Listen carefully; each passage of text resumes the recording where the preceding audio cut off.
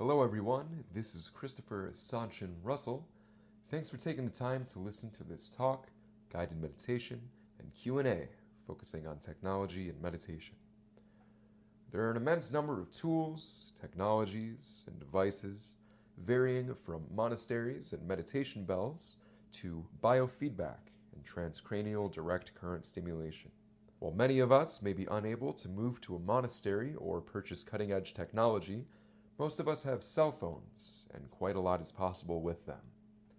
Shinzen Young's Life Practice Program and Home Practice Program are accessible with cell phones, and if you have a smartphone, over 300,000 health apps and 1,000 meditation apps alone are available.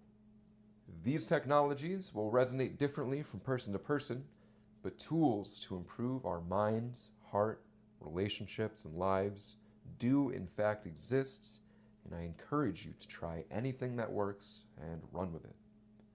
Smartphones especially are a technology that can be used in a positive or negative manner, and we as meditators specifically can bring clarity, insights, and compassion to tech in a valuable way for ourselves and others.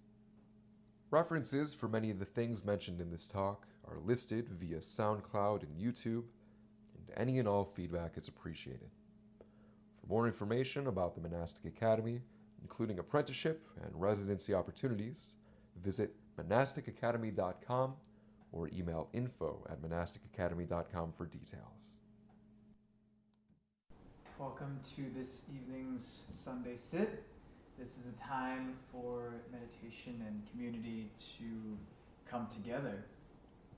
This event is put on by the residents of the Monastic Academy, which is an intensive residential training in mindfulness and leadership, and we're based in Lowell, Vermont.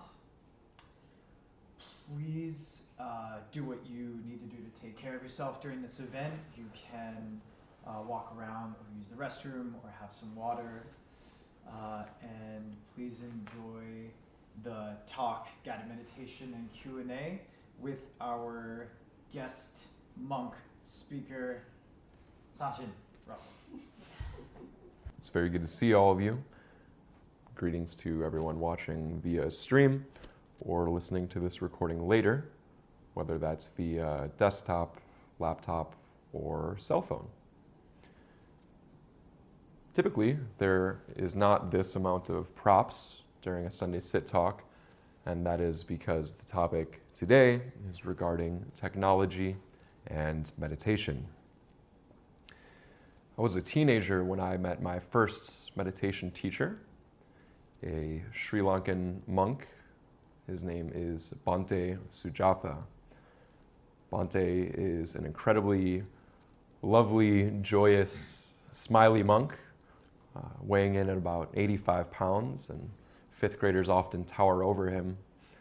He became a monk when he was 11 years old. Has been the abbot of the Blue Lotus Temple in Woodstock, Illinois since 2011 or 2012. I remember very vividly the first time that I saw Bhante using a smartphone, and it blew my mind.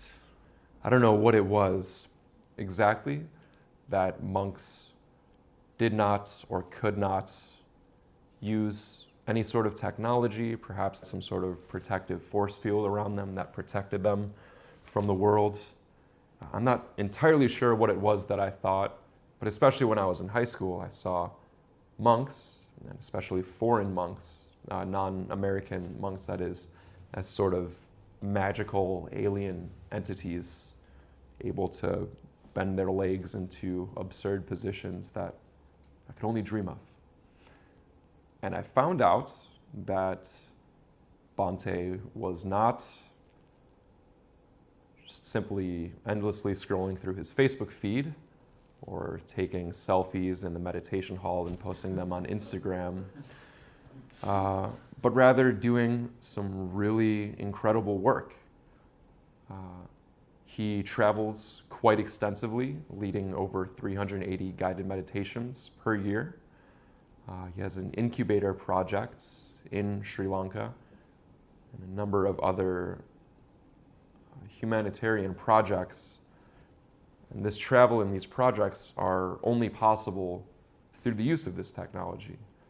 It would be incredibly difficult, perhaps impossible, to do all that he does to be of service in the world without interfacing with this technology.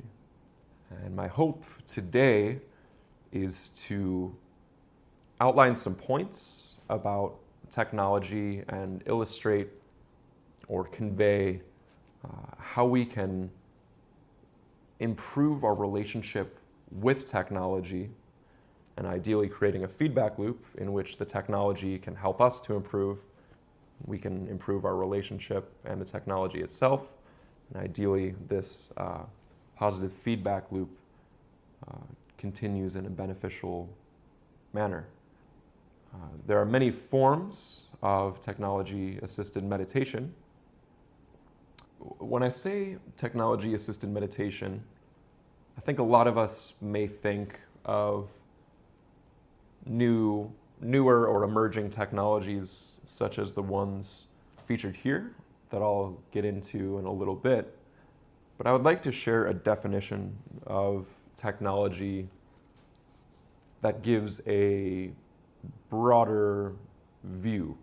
In 1937, the American sociologist Reed Bain wrote that technology includes all tools, machines, utensils, weapons, instruments, housing, clothing, communicating and transporting devices, and the skills by which we produce and use them. So scientists and engineers usually prefer to define technology as applied science rather than the things people make and use. But Bain's definition is and remains common among scholars today, especially social scientists. The first written records of meditation are found about 3,500 years ago. So here's some perhaps clear examples of technologies to assist in meditation. This is a meditation bell using the technology or the craft of metallurgy. It's a very beautiful instrument that was gifted to me and Rosie by a lovely couple in Missoula, Montana. And bells such as these in monasteries, training centers, and in people's personal practices can begin and end meditation periods. There's other ways of using them as a technology. The bell sounds something like this.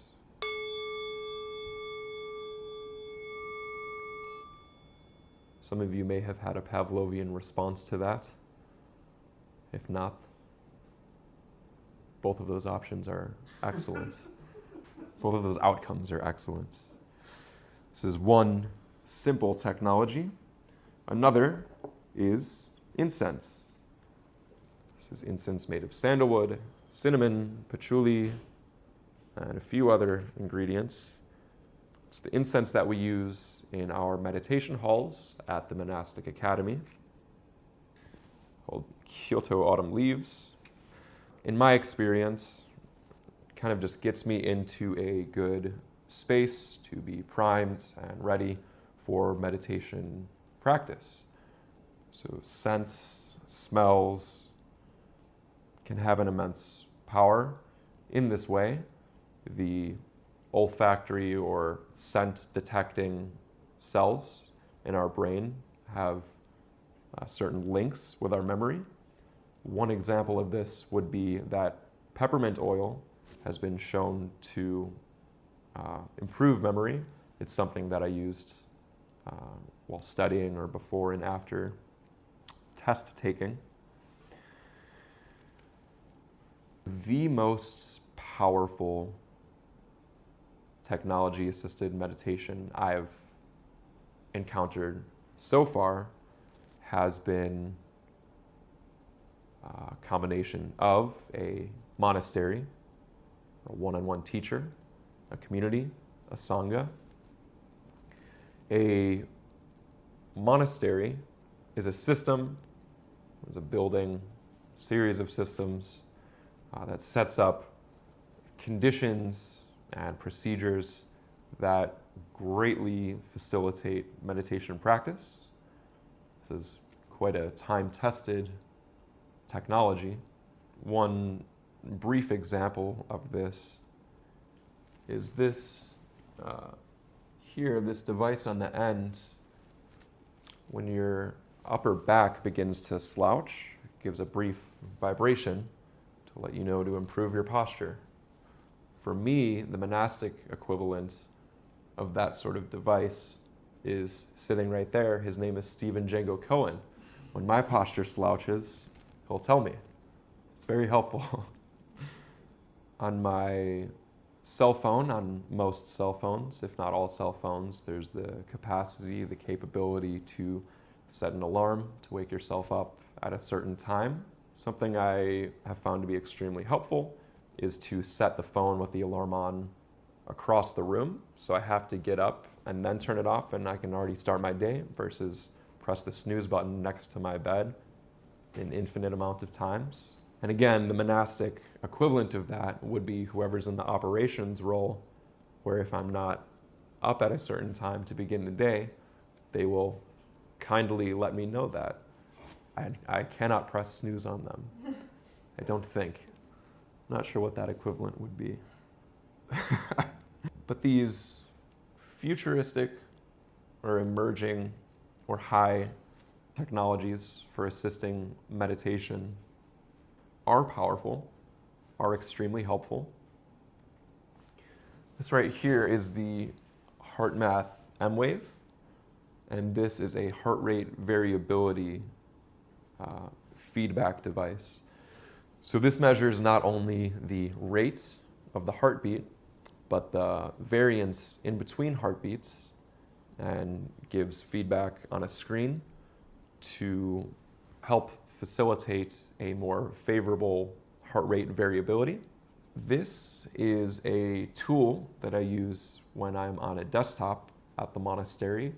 An example of one of the functions or one of the duties or roles I perform at the monastery would be editing and uploading audio or talks such as these.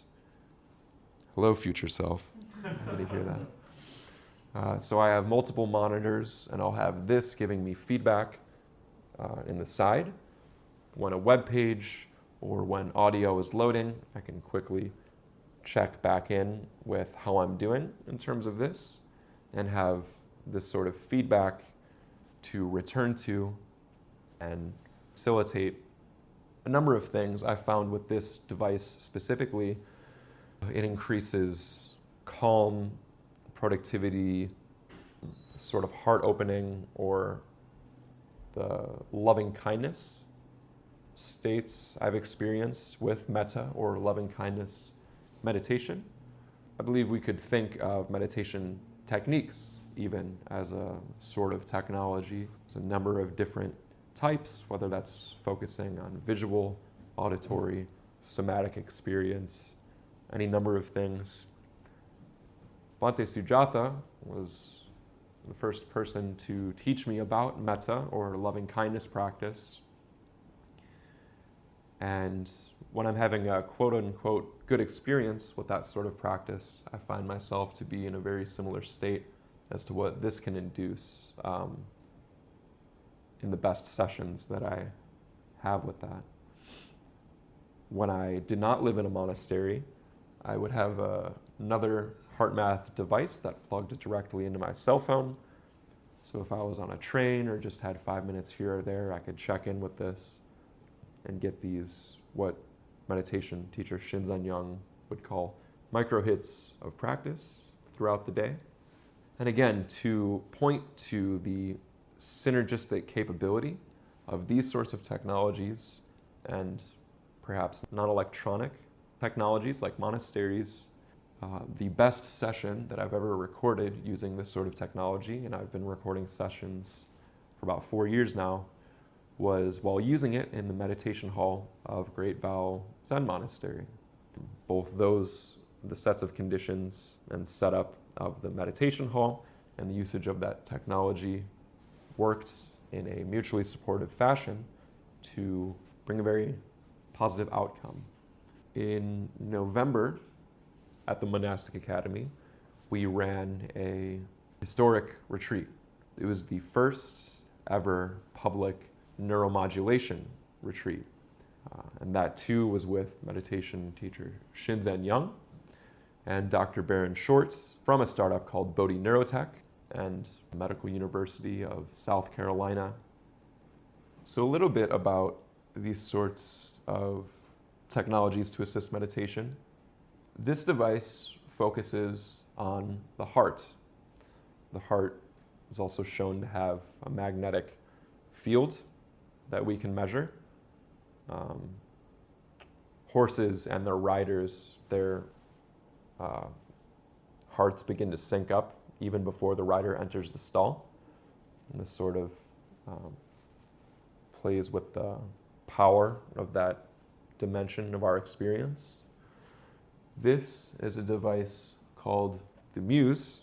Our friend Yasna, would you like to share with the crowd your role with this technology, maybe a little bit about what it is, what it does?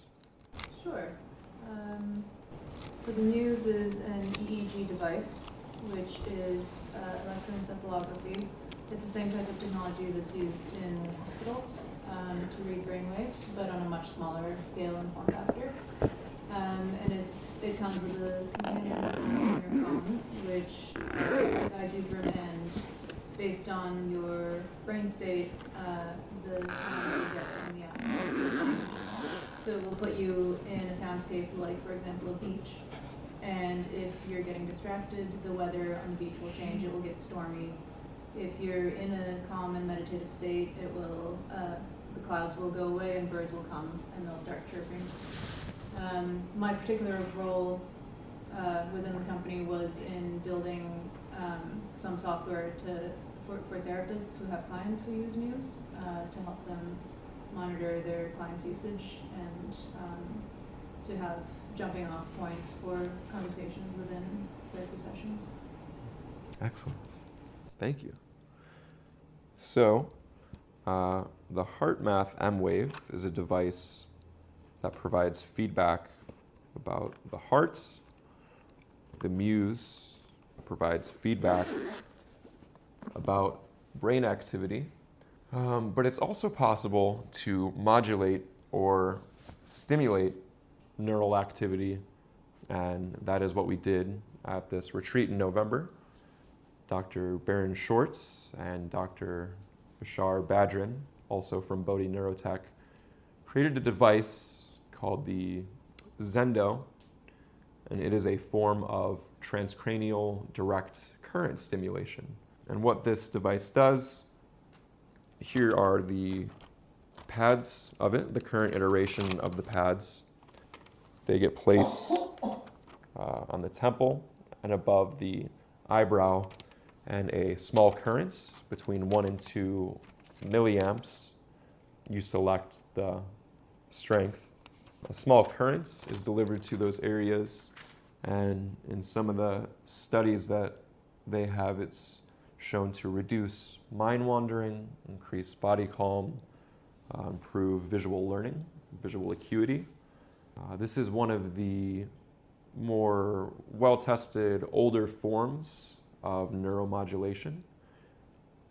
Dr. Short also uses more powerful technologies such as transcranial magnetic stimulation or even deep brain stimulation for clinical usage, patients with things such as treatment-resistant depression or Parkinson's. And also, just a quick note, these pads are a significant invention, actually. So transcranial direct current stimulation technologies prior to Bodhi Neurotech's invention of these pads always used saline sponges and a headband to keep it somewhere on the head. So these dry pads that are pretty much able to be instantly put on are a bit of a significant milestone. And this was one of my favorite retreats of all time. This is something I've been extremely passionate and excited about for quite some time. I recently went back to Fox River Grove, Illinois over the holidays, and was speaking with my friend, Josh Cooperman, who's an incredible artist based in Chicago. And he reminded me that we were having a conversation about transcranial direct current stimulation, meditation, and virtual reality back when we were sophomores in high school in 2010. So to be able to be at the forefront of the first iteration of a public retreat offering of this sort of technology 8 years later is incredible, and he's doing very fascinating work with virtual reality today. These technologies assist meditation. By and large, I do not believe these technologies are able to supplant or replace meditation, simply improve or make our meditation practices easier or perhaps more effective. An analogy would be that it's much easier to play basketball in basketball shoes, but they will not turn you into Michael Jordan or Steph Curry for our younger audiences, or LaMelo Ball for our even younger audiences. I bet 6 people in the world really appreciated that reference. Okay. So using electricity or newer technology people can have a fear or be wary of, I think, the optics or the terminology in directly stimulating the brain can make us think perhaps of other cultural memes, such as the depictions of electroshock therapy in movies or TV shows, which, by the way, I believe only 4% or less of electroshock therapy shown in media is an accurate form. It's nothing like what we typically see as depicted. But the brain is an electrochemical organ. It's able to be modulated and stimulated electrically and chemically. And neuromodulation has been occurring for quite some time. And also neuromodulation and neurostimulation to better facilitate mindfulness practice. I'll show a couple of earlier technologies. So this is an earlier form of neuromodulation. This is a tea mix. What I'm pointing to specifically is kava or kava, which is a Polynesian root, modulates the brain and induces relaxation. It's a form of neurostimulation. This is green tea, very popular with meditating monks for hundreds, if not thousands of years. So not all of us can carve out the space or time in our lives to move to a monastery, get a one-on-one teacher, or purchase these technologies. But almost every one of us has a significant piece of technology with us today, which is a cellular telephone. So 95% of Americans now own a cell phone. 77% of Americans own a smartphone, which is up from just 35%. Pew Research Center's first survey in 2011. There are many ways to, in fact, facilitate mindfulness practice with cell phones, not just smartphones. And I'll go into that a little bit. But I think many of us may be familiar with some of the negative, harmful, or addictive potential behaviors around these sorts of technologies. According to one study, smartphone owners consult their device. Does anyone have a guess about how many times per day? 27. 27. 127. 127. Whoa. 2,700. 2,700. Wow. 2.7. This is fun. 150 times per day. 150 times per day checking our smartphone. So it's worth it to investigate why it is that we're doing this.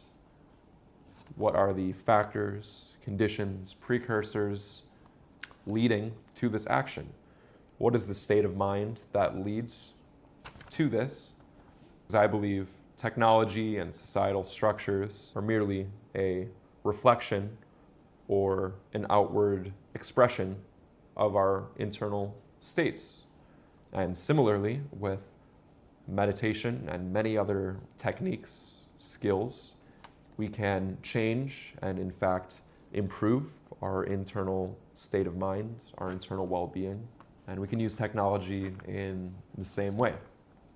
A couple of the ways Shinzen would talk about this is he often speaks of the 5 goals or applications of mindfulness to reduce suffering, elevate fulfillment, understand yourself at all levels, foster skillful actions, cultivate a spirit of love and service.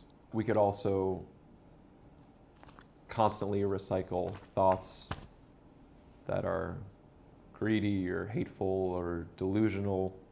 We could scroll endlessly through social media on our telephones, or even worse things like making prank calls. You guys remember those? I don't actually know if you could do that anymore. We'll have our team check that out. Okay. Yeah. So this is a photo that I found enjoyable. I believe these are called the 7 cardinal sins. I don't know if any of you can see these, but these are some of the most popular apps or applications of smartphones. And in this photo, it has a corresponding cardinal sin with Yelp, 173 million users, gluttony, Tinder, lust, LinkedIn, greed, Netflix, sloth, Twitter, wrath, Instagram, pride, Facebook, envy. And these apps have anywhere between 50 million users to 2.3 billion users of Facebook. But these apps can live side by side on our phone with applications that do not cause suffering or play into these negative states, but rather can be used as tools for liberation, for insight, for positivity, for increased happiness. One of the former residents of the Monastic Academy, Toby Sola, is one of the founders of an app called Bright Minds, one of the most highly rated premier meditation apps, largely featuring and based on Shinzen Young's teachings. So the most popular health and fitness apps, like MyFitnessPal or Fitbit, have between 20 and 30 million users. You'll notice that's considerably less than the apps I initially mentioned. The most popular meditation apps, Calm, has about 30 million users, Headspace, 17 million. This is one way of conveying how these applications that I first mentioned can be used in a harmful or negative way. But even these applications themselves can be used in a positive way. So Yelp in this photo corresponds to gluttony, but I've found any number of businesses or experiences that were positive and beneficial that I never would have found without the use of that. Similarly with Facebook, I've been able to connect with many friends and family and read inspirational or interesting posts and what I had to do was consciously use intention and efforts to change the news feed of my in Facebook for me, which took effort and resulted in immensely beneficial changes. Again, both with technology in that instance and our state of minds, can use intention and efforts to have a positive outcome, have positive changes. Danny and Autumn and I were at a conference in Toronto called the Mindful Society that Yasna is also affiliated with, and we met a gentleman who was about to celebrate his wedding anniversary with the love of his life, which he found through Tinder and would not be able to otherwise. That's another positive example of these technologies, showing, again, they're able to be used in radically different ways. And how we use technology, how we use our cell phones, is incredibly important. There are design strategies, so tech companies, news companies, political parties, many entities who are consciously exploiting psychological weaknesses within us for their gain, their benefit, financially or culturally, typically at our expense. Some might say we live in an attention economy, that the most valuable resource is human attention. In some ways, it's in fact a radical political and socioeconomic act to practice mindfulness or to practice cultivating a better relationship with technology, to be able to reclaim our awareness and attention and use it how we know we should, to be in charge of our awareness, our attention, not be pulled, not be scattered by other external forces. A couple other quick practical ways to use cell phones that aren't necessarily smartphones. Again, I mentioned the alarm functions to wake up at a certain time, because for me, when I was most productive, living outside of a monastery, was when I was able to set an alarm and, without checking the phone after setting an alarm, drink a glass of water, do some amount of mindfulness practice, whether that's 1 minute, 5 minutes, 20 minutes, just making sure for at least 1 minute I would sit down or sit in a chair or on the ground to meditate and begin my day. That had a noticeable increase in my productivity compared to the days that I did not do that. You can also set alarms on your phones for every 15 minutes or some other interval to be able to do a style of practice which Shinzen calls micro hits. Fellow residents Kevin and former apprentice George were very fond of this with their watches. It's another technology in which that function was able to be utilized to facilitate mindfulness practice. Kevin, I'm curious what the effect of that was, how it helped, what it was like.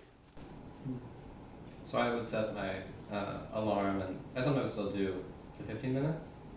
And then when the 15-minute timer would go off, I would set it for 1 minute, and I would do a intense period of practice for that 1 minute, completely devoting my attention to a mindfulness practice, and then do another 15 minutes. And so I found that this was like, it could be part of me, like it was a reminder, like I never got too far from a concentrated, clear, and equanimous state because I had something that was reminding me, oh, come back.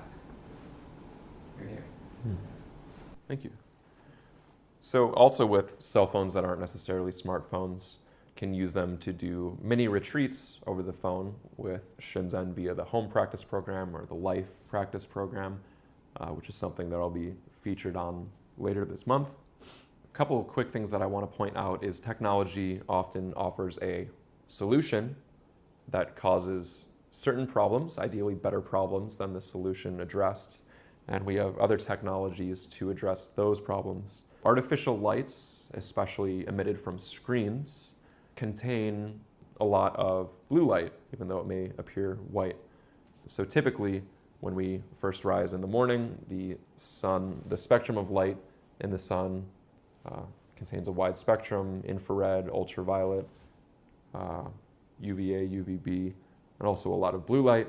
This blue light primes our circadian biology to kind of begin the day, to get things going. So when we deal with artificial lights, especially emitted from screens after sunset, this same blue light decreases melatonin production, which can disrupt sleep and our circadian biology as our body thinks it's earlier than it really is. This is an example of technology to address it. These are blue blocking glasses that I'll often wear while using technology, especially after dusk. There's also screen filters you place directly on. There's apps usable on phones and laptops, tablets, desktops, etc. To filter out those types of wavelengths of light. Basically, these books are about, so humans have been anatomically modern for at least 300,000 years, and our biology was tested in both immense heat and immense cold outside. So cold induces a biological process called cold thermogenesis, which has certain evolutionarily advantageous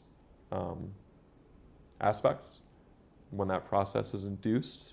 Also, with cold thermogenesis, with being out in the cold, something called brown adipose tissue or brown fat is activated. We have two different types of fat, brown fat and white fat. The brown fat actually metabolizes white fat for energy to warm up the body. This is a positive thing. Similarly, with the heat, something called heat shock proteins are activated, which are beneficial for a number of reasons. So Dr. Rhonda Patrick has extensive information and research about this in particular.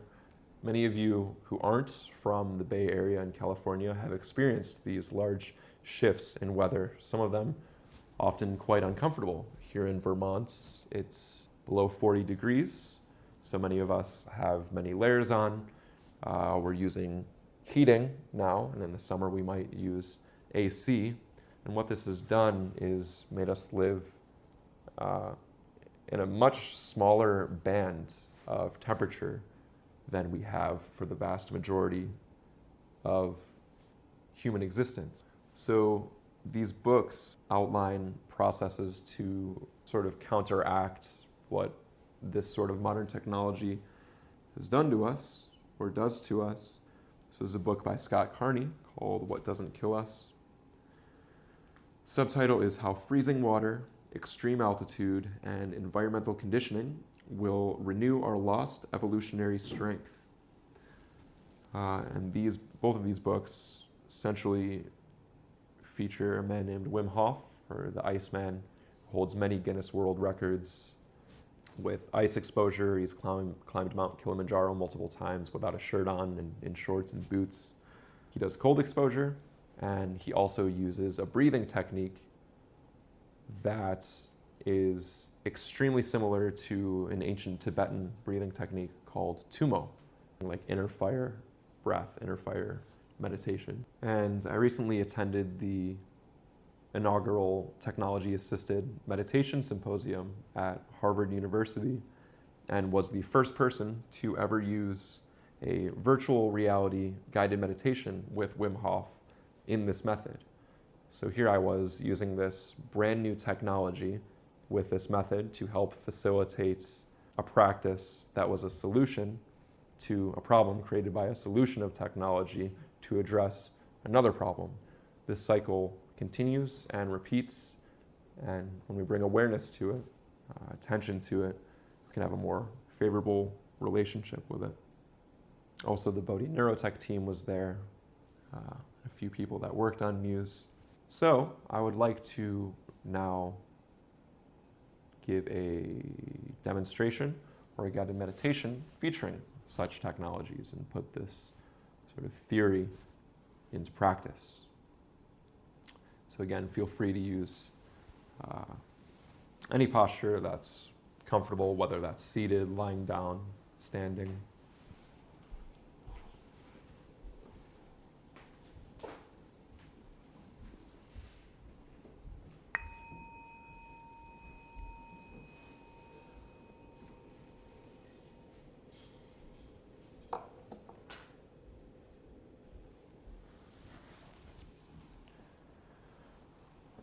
So take a moment to find a posture that is both energetic and relaxed.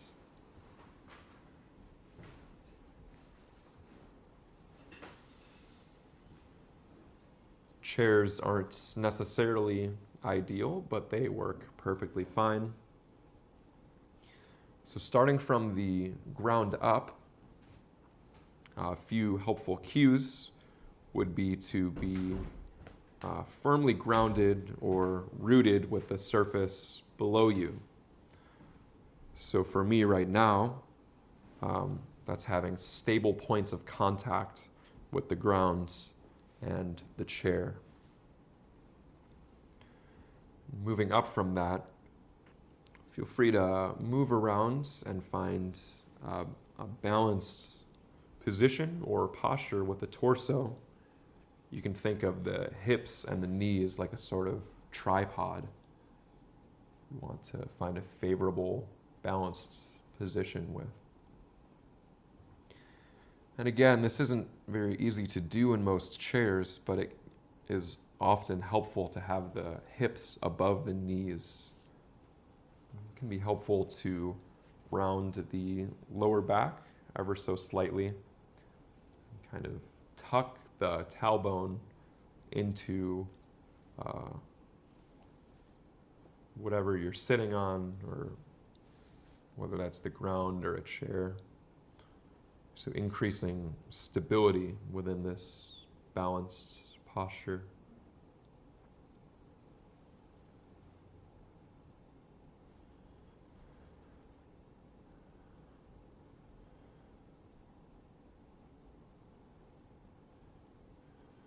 For an energetic and also playful breathing experience, a helpful cue is to sort of open the chest, to not have the shoulders rounded forward, so that this technology or Stephen Django Cohen have to alert you to correct such posture.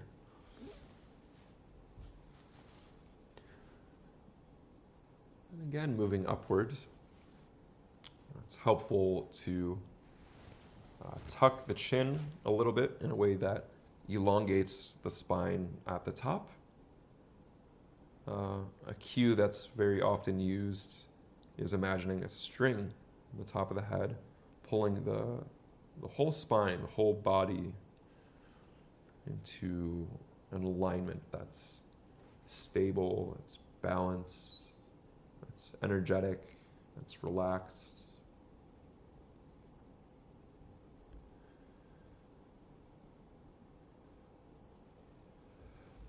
We can just take a couple of deep breaths into our lower belly from this position.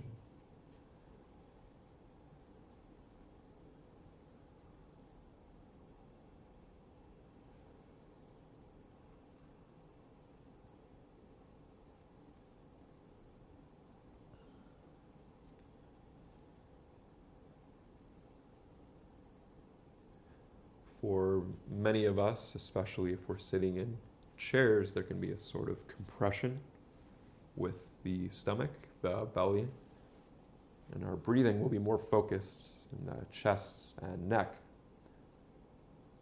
So for a moment, let's explore what it's like to breathe from the belly button or even below there.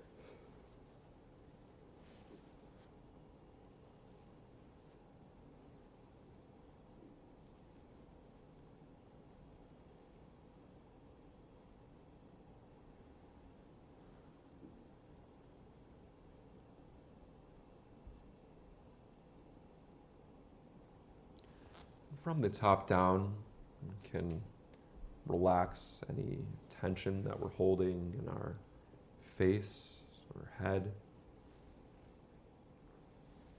Relaxing any tension that we're holding in our neck, shoulders, arms, chest.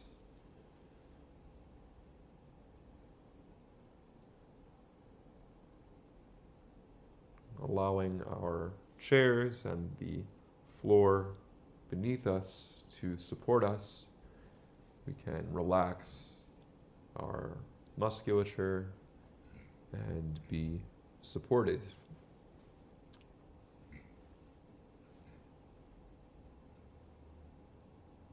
Relaxing the core, the back, the legs, calves, shins, feet.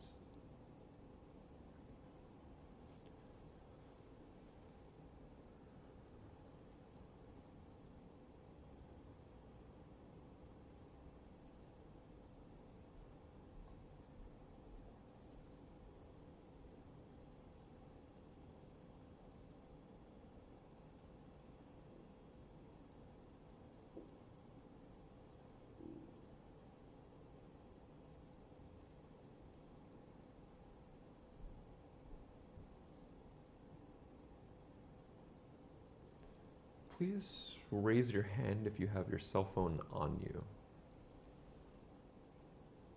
Okay, so that's maybe 70% of the crowd, of the audience. So this next guidance will be featuring a device. So if it's elsewhere in the building, you can feel free to grab it. It's also perfectly okay to imagine the device that you use, or just listen to the sounds of the room, or continue with these postural points. If you have a cell phone with you, feel free to take it out.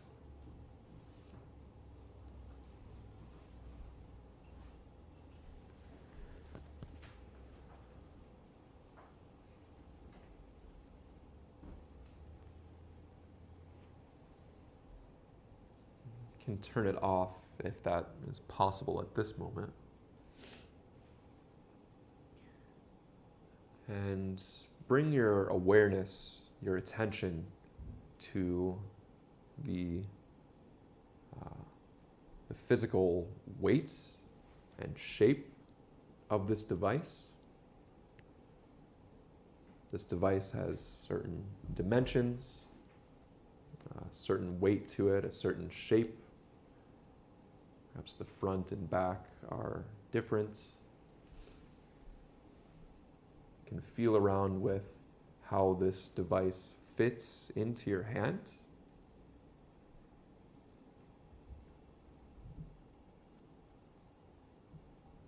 So just take a few moments to examine the physical aspects of this device somatically, or with your body, with your hands in particular.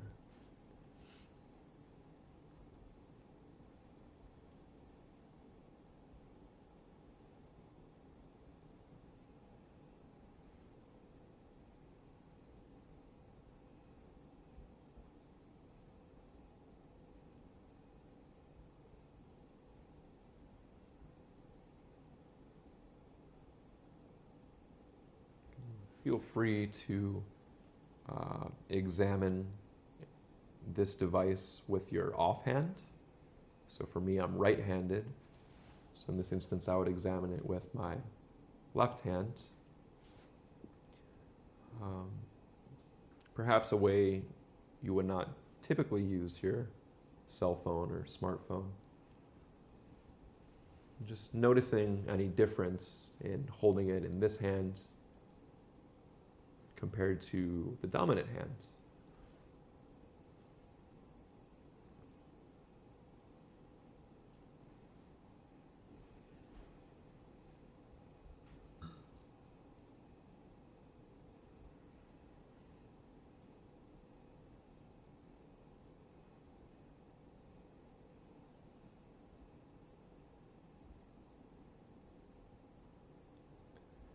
Now turn your awareness to the visual aspect of this device. This device has certain colors, textures, gradients. There may be a shadow it creates or a way the light in the room shines on the screen.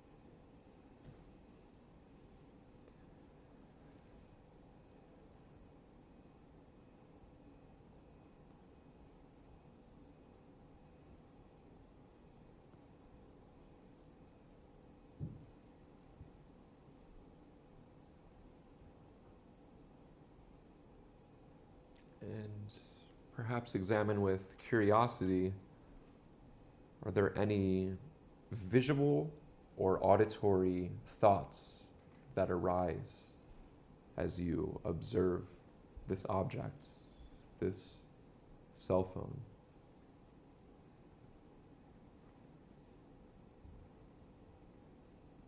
This could be of any number of different people, places, or things.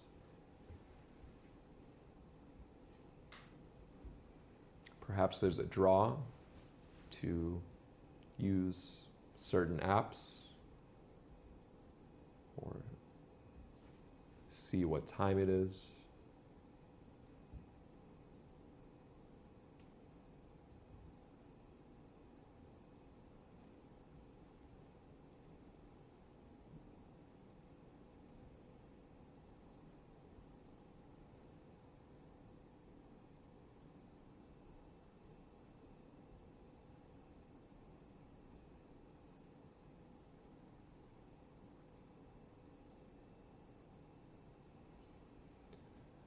Is there any emotional content, emotional thought arising regarding this object, regarding this device?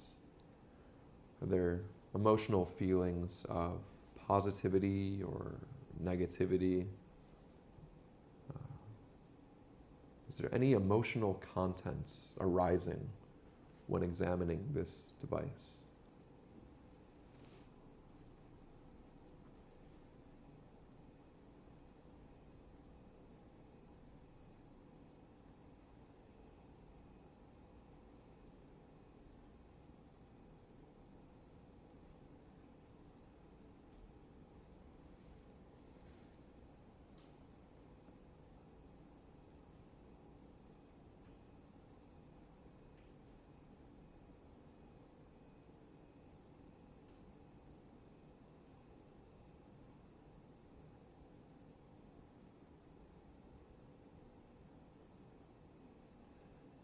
Very good. Now, setting all of that aside, can we bring our attention back to simply the physical aspects of this phone, the feel, the texture in our hands and our bodies? What is it like to explore this device with our bodies within the realm of somatic experience?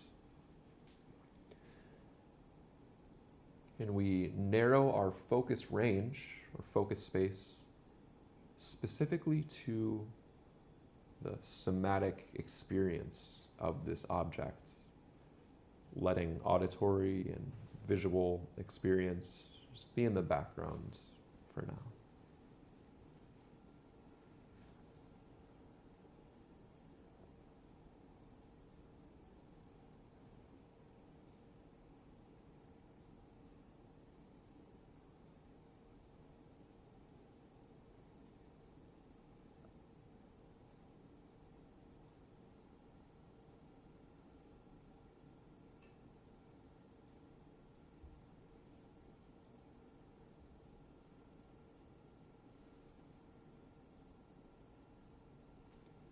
Very good. If your cell phone or smartphone is off, feel free to turn it on or look at the light that it is already emitting. Just noticing what arises as you turn on this device. It could be excitement, apprehension, any number of thoughts or emotions stimulated, or none at all. Positive, negative, intense, non-existent. All of this is perfectly good. Just examining with curiosity what's happening with this relationship with this piece of technology.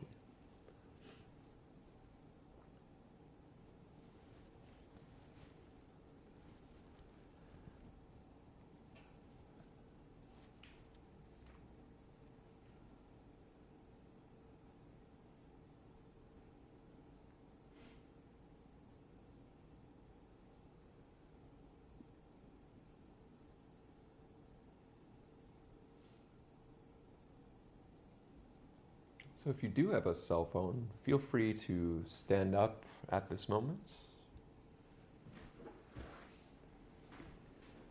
And you will get it back. Feel free to hand your device or swap with someone else. Just noticing what arises as you do this.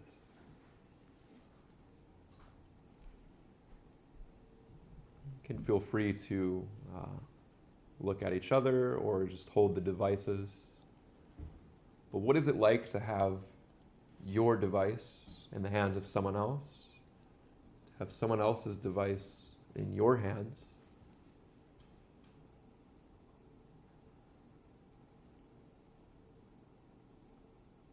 Just with curiosity, what's arising?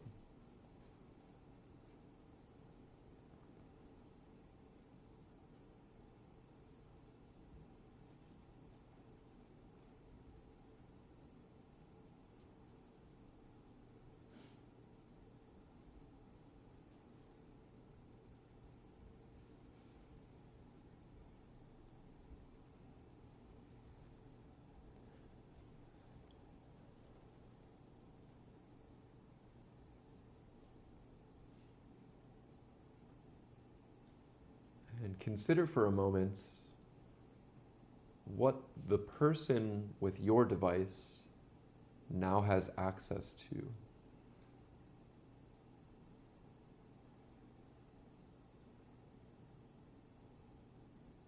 What does this mean?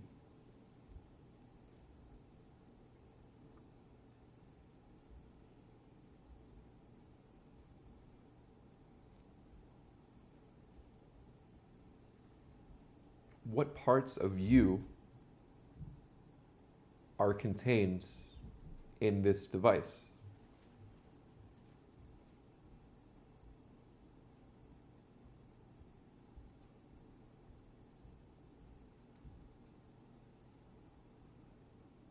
What aspect of our identity is contained with this device?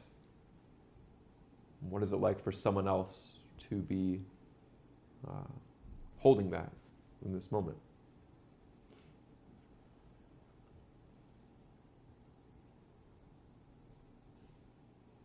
How many of your thoughts are contained with this device? Connections with people you know?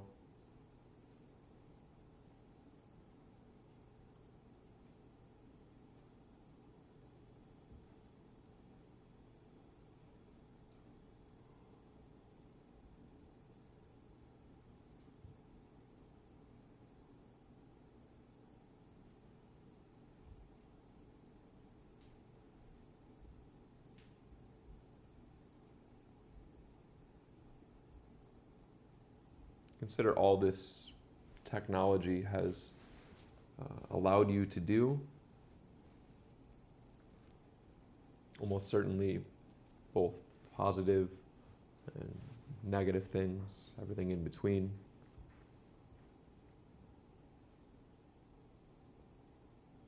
Or completely neutral, or none of the above.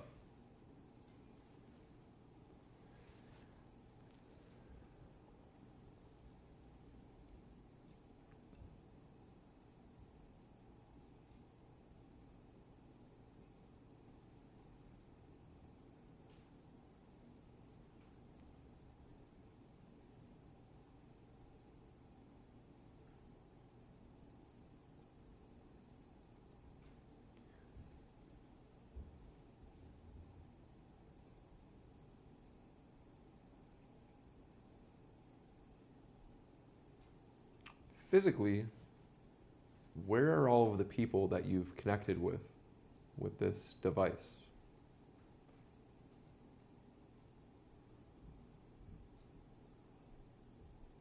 Perhaps you've used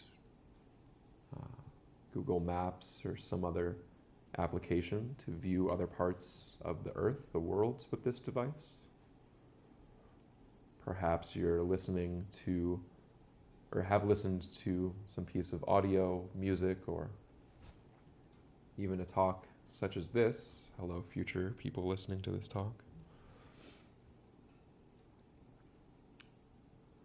Noticing how that aspect of this technology relates to both space and time in these instances.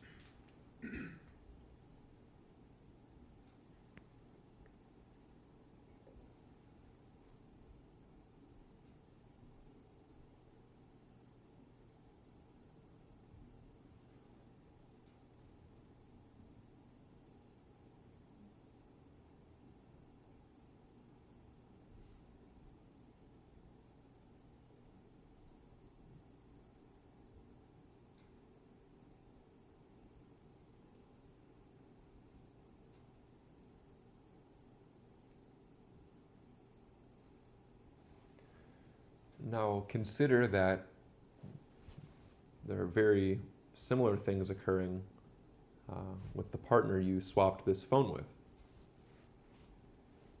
They too have connected, or perhaps connected with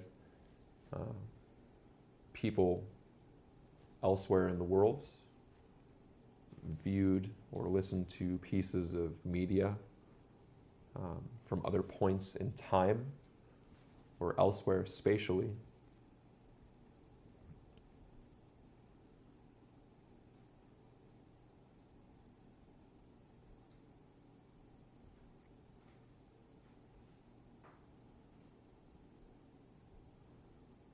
Feel free to return the phone to whoever you switched it with. And I encourage you, if you're comfortable, to make soft eye contact. This isn't a staring contest. Feel free to look away or look down if you wish. It's perfectly normal to feel comfortable or uncomfortable, or any number of things in this sort of instance.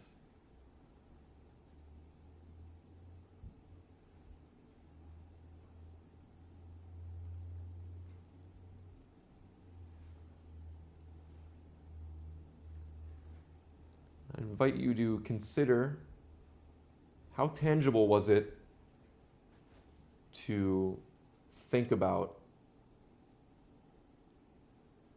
what their device allowed them access to? And compare that with the tangibility of actually standing in front of and observing or connecting with a fellow human right here, right now. What is it like to look at or stand near this person, to be in a room by or near them?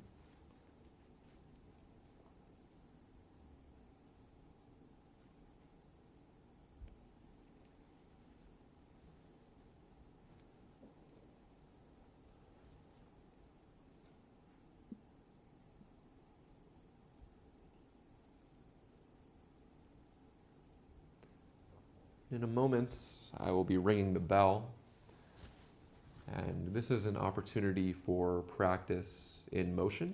It will be about 3 or 4 minutes. Feel free to get water or use the restroom. And I invite you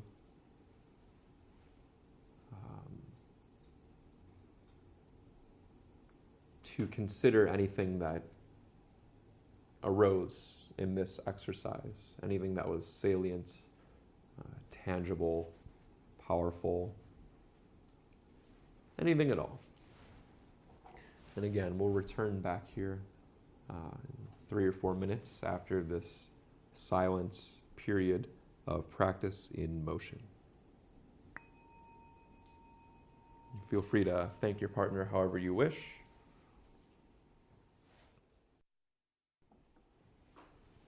So that was one way to utilize technology for an exploration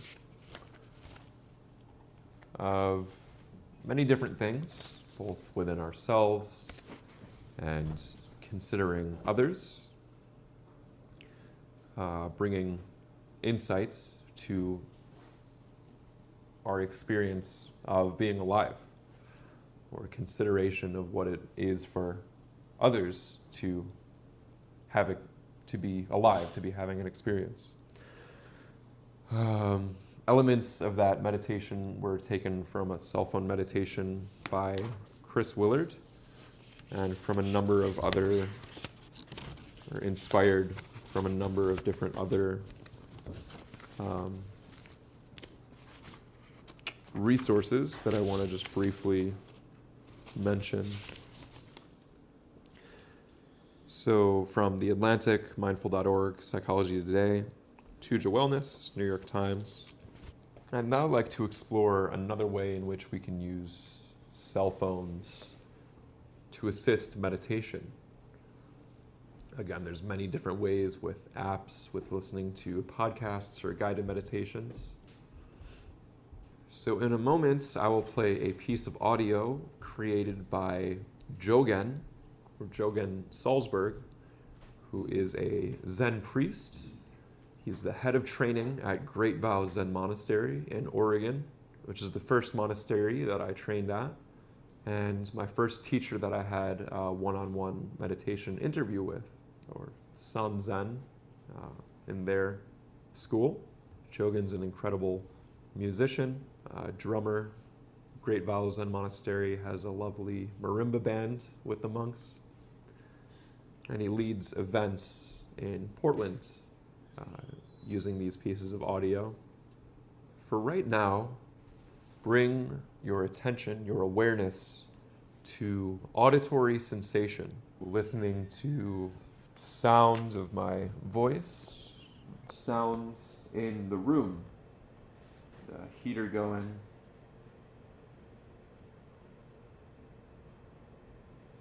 sound of me walking.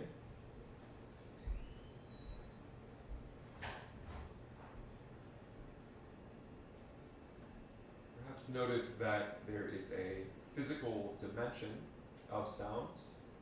I've changed my position in the room, and now the sound coming from me is from over here. This is one element of the skills that are, or one skill that is cultivated in mindfulness practice, considered sensory clarity, to be able to detect this aspect of an experience.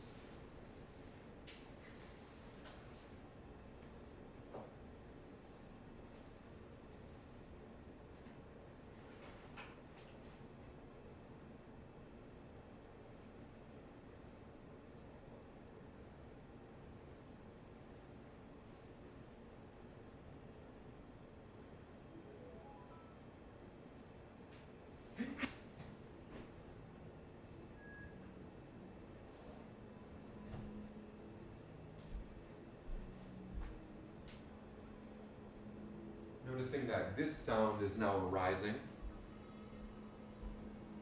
where it was not previously,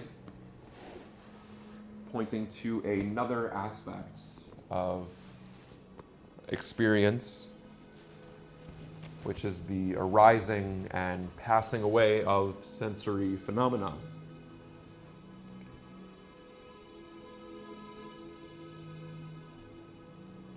So in noticing that certain sounds are arising and also passing away, you can directly realize the flow or the change or impermanence of sensory experience.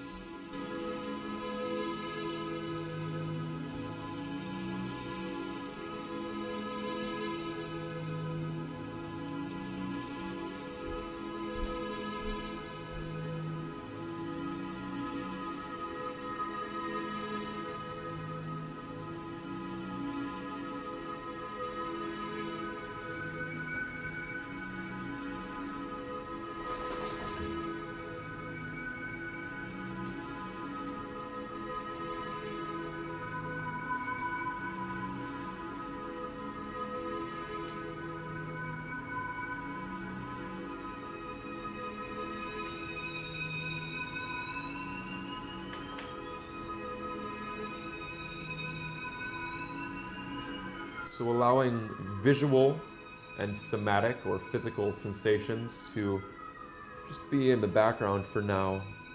Bring your awareness to auditory experience.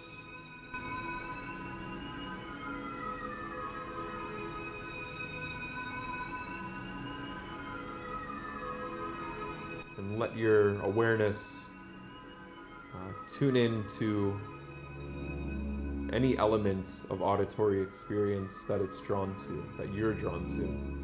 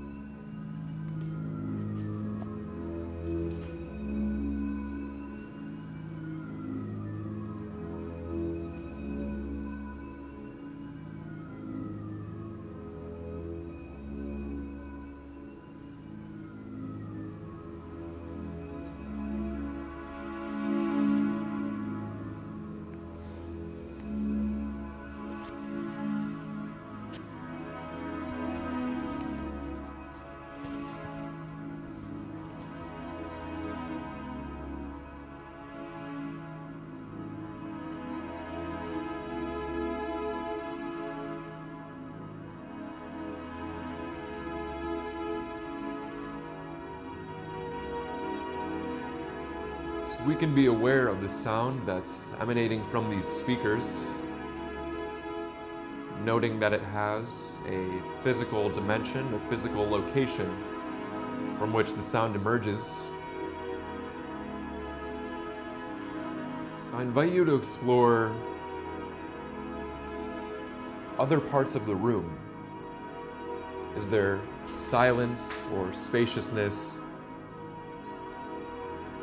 in other parts of the room? What does it mean to tune into silence?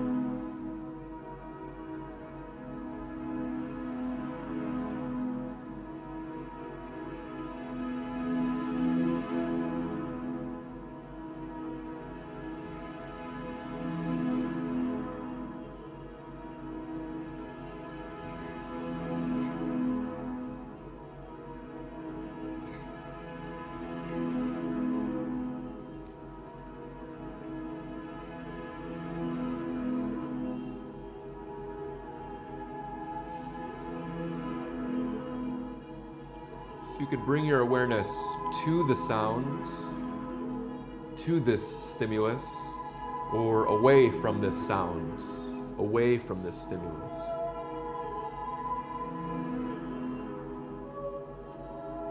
This sound is changing, it's flowing.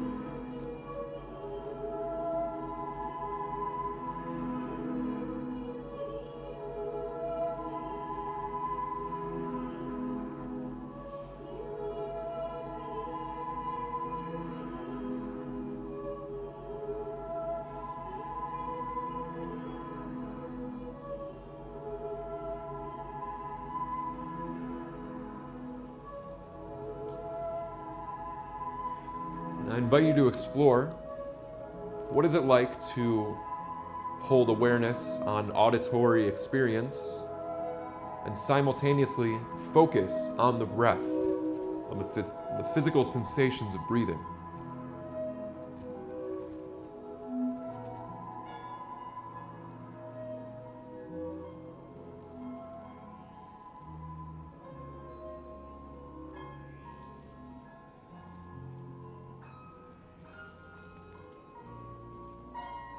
breath in the belly, chest, throat, mouth, nostrils, perhaps all of those are through the whole body, or a very specific point.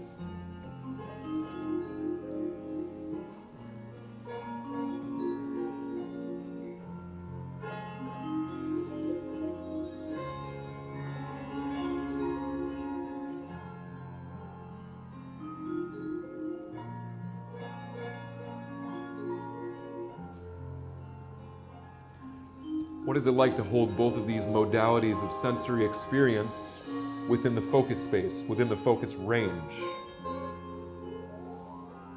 Maybe it's easy to hold both. Maybe it's incredibly difficult to hold both auditory and somatic experience, in this case breathing, in awareness simultaneously.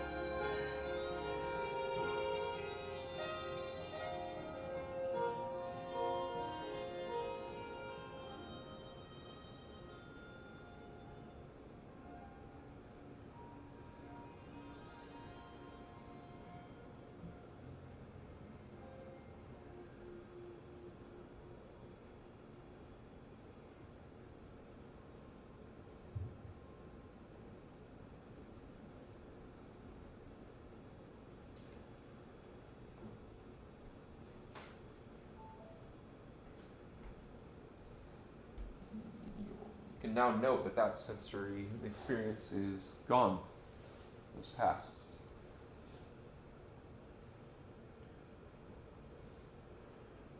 You can bring your awareness to other auditory sensations in the room. It could be the heater, it could be the sound of my voice. It could also turn towards the silence or spaciousness.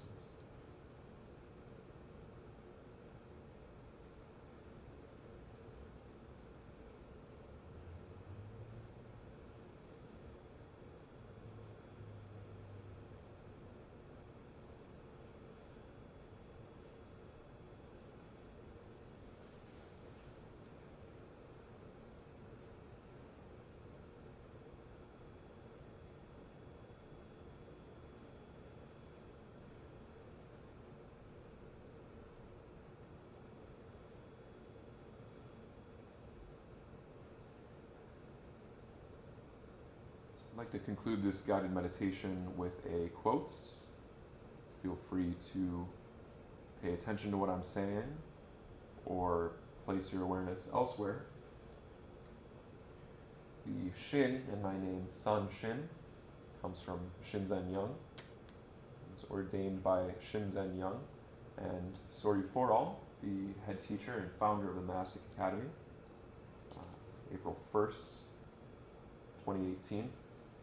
This is from Shinzen's book, The Science of Enlightenment, How Meditation Works.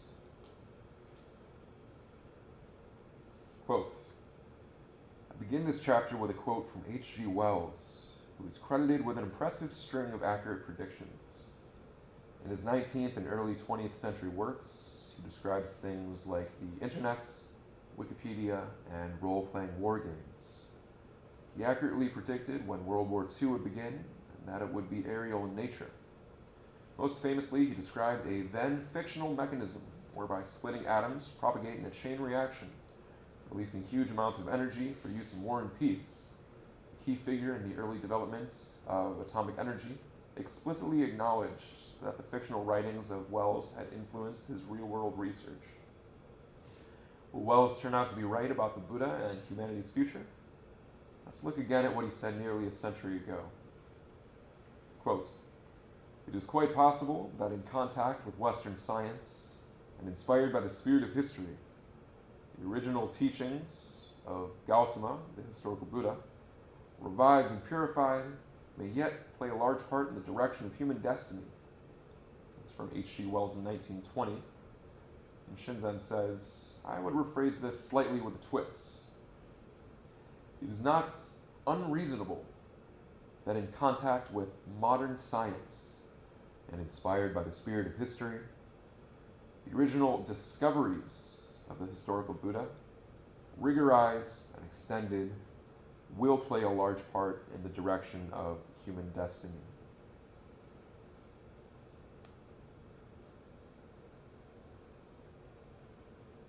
So if you're interested, there's incredible work with neuromodulation that Shinzen's doing with Dr. Jay Sanguinetti and others.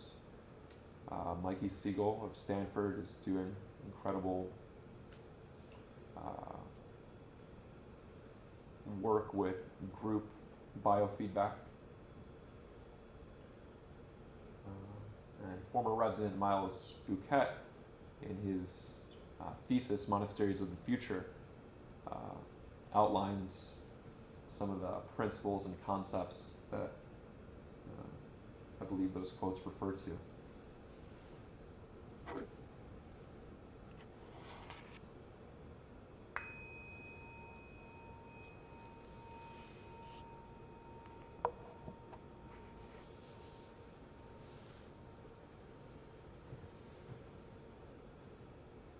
So thank you, everyone. This is now a time for any reflections, comments, questions, or discussion within the group.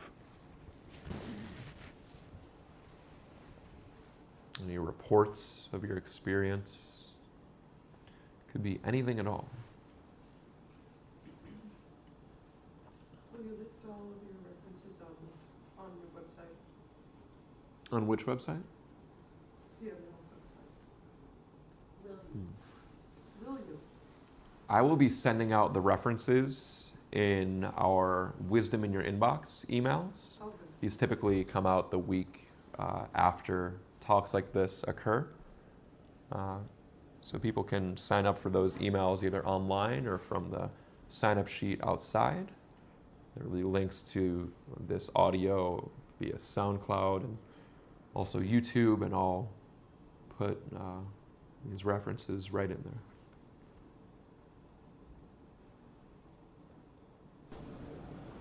I just wanted to give a report from a Luddite. I just want to say thank you to my fellow Luddites. I don't know if it's a story that I tell myself about technology,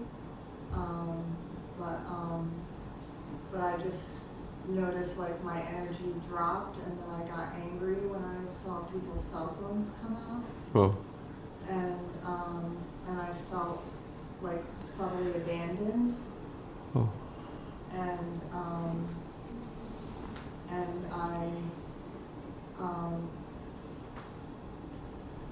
I just, I found it really challenging to be in the room with everyone with the phones. But then, as time wore on, I was happy that there was more connection involved with the exercise. But my basic question about it is it, does it take away from the energy that we produce in human groups when we get together? Particularly, I find with other meditators, where I feel like myself personally, I pick up so much on the energy, and sometimes even feel like I benefit from the work that other folks are doing in their practices. And then I had an old experience that keeps coming up for me, but then I had a new experience. After all the phones were put away, Kevin came over and touched me and did energy work. And I had like so many like physiological, neurological, powerful, intense like sensations of human connection don't know is experienceable through technology. And I would love to perhaps try this myself if I had known to bring my phone in. But I just wondered about that. I feel that there's something that we can get from other people, which is love. And how does this fit in? That's my question.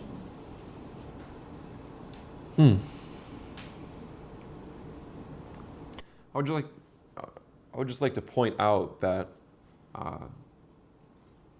seems to actually be a pretty substantial insight as to the effect of technology for us and for within groups, and especially as meditators. Is this something that you had kind of thought of and understood previously to this exercise?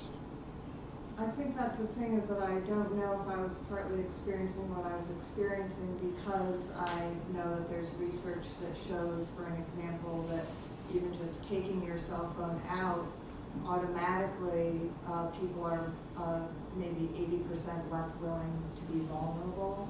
And that I think, I mean, I was kind of joking earlier when I said checking your cell phone 2,700 times a day, but that's what it feels like to me sometimes. That it feels like it's driven by my desire to connect, but but it doesn't feed my soul. Whereas, you know, Kevin just coming over and spending a minute connecting with me feels like it feeds my soul. And that's partly why I set up that exercise in that manner. It ended with connection, intentionally. I'm curious if you have any thoughts on ways to better use or interface with this technology so these detrimental, these negative outcomes are mitigated or reduced, because again, first of all, there's many users of this technology that are not conscious of this effect. So just understanding that seems to me to be an incredibly important first step to really see and understand what's happening and what the impacts are. So say your question again, please. What is a better way to interface or use this technology, or how do we reduce or mitigate the negative or harmful effects of this usage with ourselves personally or in groups or as meditators? And anyone can feel free to chime in with anything that's alive for them. I've consciously chosen to use my phone less. And in some ways, that's made me feel disconnected from worlds that I am nourished by. And in really important ways, I think it's brought me closer to present moment.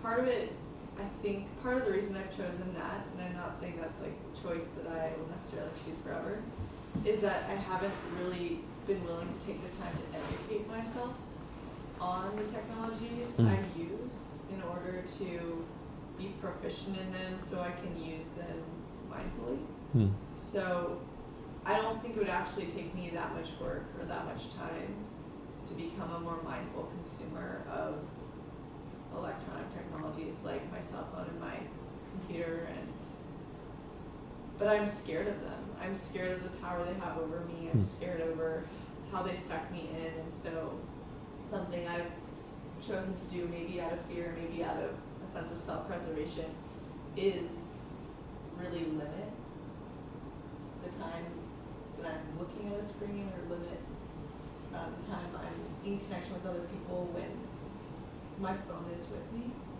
Because I feel the same way as you. I feel like I want to prioritize human connection, and I don't want anyone to feel like they can't be vulnerable with me because my phone is between us. And you know, in this meditation we did, looking at our phones, the biggest response I had was fear at the power it has over me. So I don't know if anyone else has that. I know that's something that's really live in me and has been for some time. And I think there's many other ways of working with technology. I see so much immense value in it. I love listening to books on tape. I love listening to podcasts. I love being able to FaceTime with my grandparents. And I know that my phone allows me to do that, which is why I haven't gotten rid of it. But I think there's probably more work for me to do to be mindful in my use of it.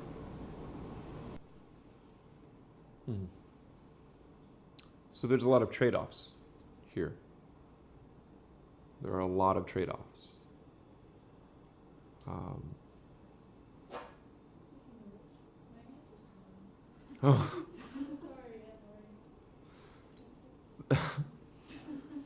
So right there, in some way, you shut off the connection with your aunt, even though you saw that she was trying to contact you. I'm curious what that's like. It fucking sucks. This happens all the time. I think it happens to all of us. We're constantly choosing where our attention goes. And like one of the trade-offs of me being with my phone less or having it on silent more is that I miss calls all the time. And I think my family and friends have kind of gotten in their heads that I probably won't pick up the phone, which is lonely because people don't reach out as much as they used to through technology. But hopefully when I'm with them, I'm as present with them as I am with the people I am with when I'm not with them. Maybe she wanted to be part of the group. Yeah, she could. I could have had her on speaker. Yeah. I would have had to get everyone's permission probably or something like that.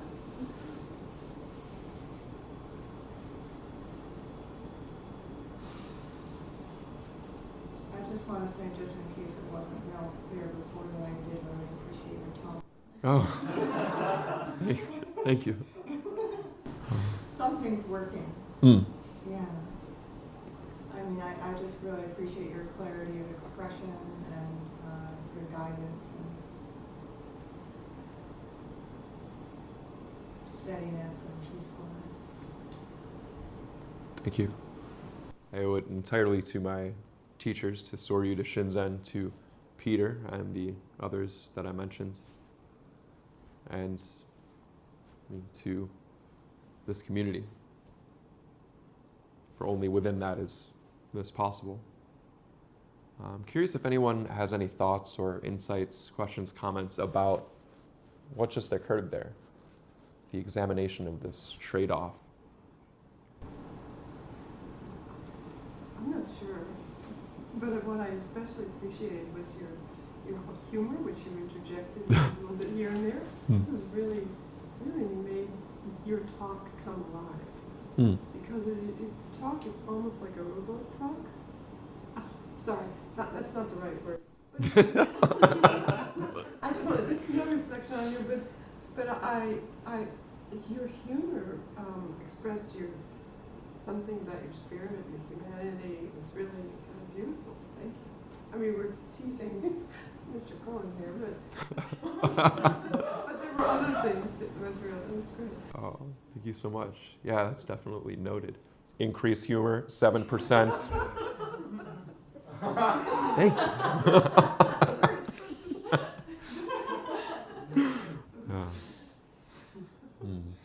you. Yeah, Andrea? I'm curious about what your experience with the neuromodulation was at the retreat and anybody else who experienced it too. I'd like to hear what it was like. What did it do, if anything? So for me, it cut down on mind wandering. It increased my ability to kind of induce and play around with visual flow in Shinzen's system. I assume that has to do with some of the research around its impact on visual learning. There was one participant who had an alleviation of certain, facial muscular symptoms or conditions, presumably because of the cranial nerve stimulation from the device. We did some Q&As and some science talks throughout the retreat, and at the end we had a kind of wrap-up and overview. And Shinzen has been using TDCS with meditation with his students for over a decade, if not decades, again with previous iterations that didn't use this really cutting-edge montage system. And he also has an article about this. Basically, he's saying, yeah, this is a mild, moderate techno boost. It's fine. It's not a complete game changer, but it does a little bit decently well. And so through the retreat, at the end, he kind of expected that participants in the retreat, some of them would have some mild benefit, most people not much of anything. Not that many people would be interested in purchasing this sort of device or doing it in a retreat setting, just because of the amount of work involved. But over 70% of the people that used the technology would either purchase it or use it again in a retreat setting. And many people had varying levels of experience with it. And as Dr. Short has said, this is something that assists with meditation practice. When I was at the Harvard Symposium, I did a couple of sessions with it. One of them was using a sort of open awareness or focus out technique, as Shinzen would call it. And I found it helped a lot with that technique.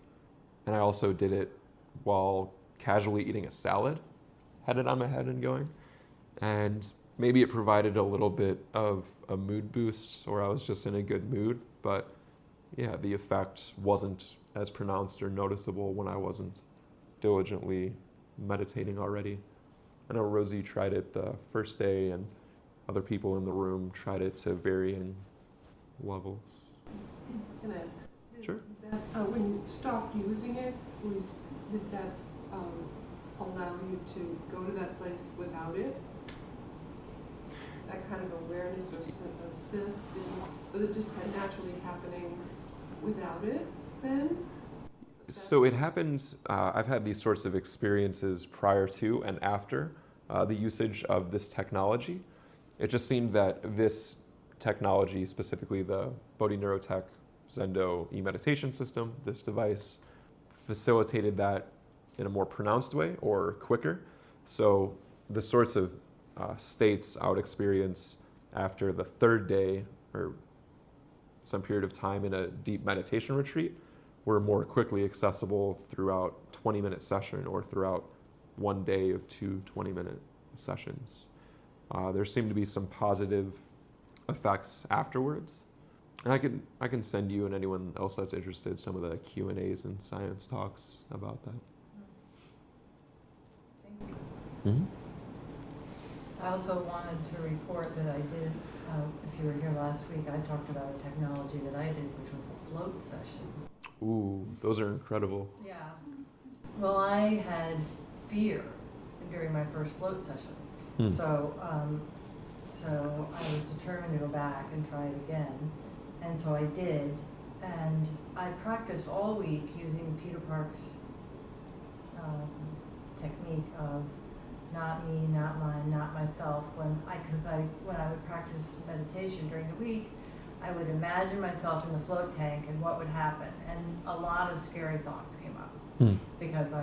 So I practiced not me, not myself, not mine, and just let them all come up. So by the time I got in the tank, again, everything scary had already come up, and I practiced with it.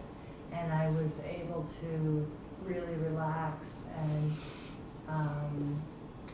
imagine breath in my heart and belly and tailbone, and I also was able to imagine myself as sort of like web lines of energy.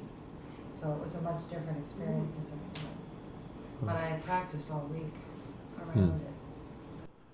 So first of all, for anyone that's not familiar with float tanks, these are float tanks or sensory deprivation tanks, where where water is heated up to the temperature of the skin and thousands of pounds of Epsom salts are put in, giving a buoyancy where you're floating sort of weightless in a enclosed space, potentially without sight or sound, hence the sensory deprivation. Some tanks you can play certain sounds or have different lights.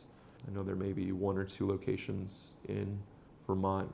I'm curious, can you expand a little bit on, I would like to highlight how the intention and the effort that you brought to this experience influenced it. Yeah. Well, when because I wanted to overcome the anxiety of being in the tank, because I have anxiety, and it's the only thing that works is to run right into it. So so I was determined to do it again, and I didn't want to, but it paid off, and I worked hard at it. So the intention to be there was very strong, and the work was, I worked hard at it. So I think it made a huge difference. And I got advice from several teachers, including Peter, on how to deal with it. Oh. I'd like to really highlight that, because that's something I think with most technologies, as we bring intention and efforts to these technologies, we can influence the outcome to be more beneficial, more positive in many different facets, many different areas. I think that's a great example. Yeah.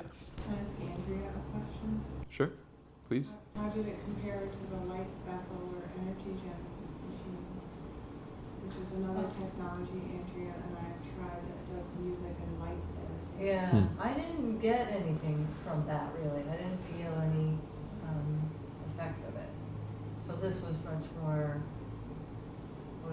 sensory. And can you mention the name of that machine and your experience with it?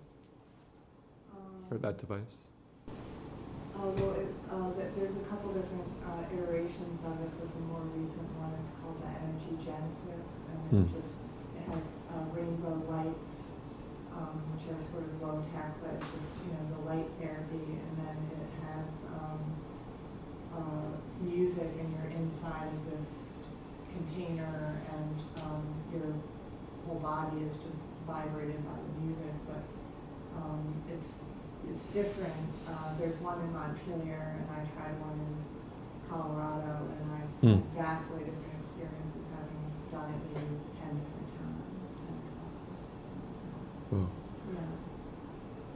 times. So I'd like to highlight how there are an immense number of tools, technologies, devices. There's over 300,000 health apps. There's over 1,000 meditation apps. And all of these tools will resonate with different people differently. And my encouragement is to try and find anything that works and run with it. Different apps, different podcasts, different teaching styles will resonate with different people differently. I very much recommend the Bright Mind app and listening, in fact, to our teachers' talks and using Bodhi Neurotech systems, but I'm also quite biased in that direction, and am here because I resonated with it, with all of those so deeply. So I'd really like to make the point that there are an immense amount of tools, technologies for transformation, for the reduction of suffering, the elevation of happiness, and fulfillments, that these tools, these technologies, they actually exist. They could be immensely high tech, they could be immensely low tech, but they exist. So please, I invite you to try them out, to tell other people if things work. And really, as meditators, we are in a very unique position to be able to bring clarity, insight, and compassion to these technologies, to our relationships, our relationships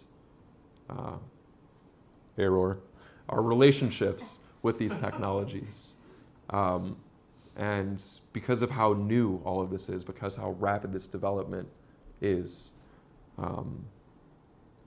it's an extremely valuable and important thing to do, and it can be very transformative. I've sent singular podcasts to people that have had a massive impact. Similarly, my friend Drew Connor is a professional soccer player, and I turned him onto float tanks, and he wound up getting so into it for recovery and relaxation, and for it was the best foray into meditation practice he could find while living in the city of Chicago. And he got so into it, he filmed a commercial with Float 60 in Chicago with another friend of mine, Aidan McCarthy. And so his positive experience is being spread, others are benefiting from it. So all of this is possible. These are actions we can take to facilitate positive changes. All right, well, thank you everyone so much. I believe it's time now for some announcements. Hello everyone, this is Christoper SanShin Russell,